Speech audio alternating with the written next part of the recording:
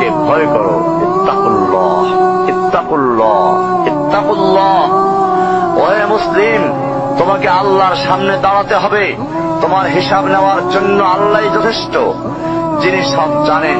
তুমি যা গোপন করো ও প্রকাশ করো।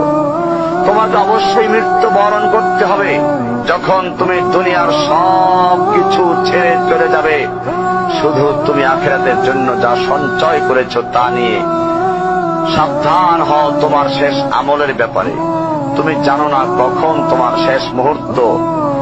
তুমি কি প্রস্তুত মৃত্যুর জন্য? তুমি কি প্রস্তুত কবরের সওয়াল জবাবের জন্য?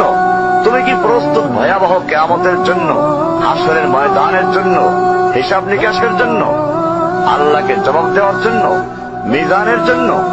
তুমি কি প্রস্তুত চুলের চাইতে সূক্ষ্ম, তরবারির চাইতে ধারালো পুল সিরাতকে পাড়ি দেওয়ার জন্য?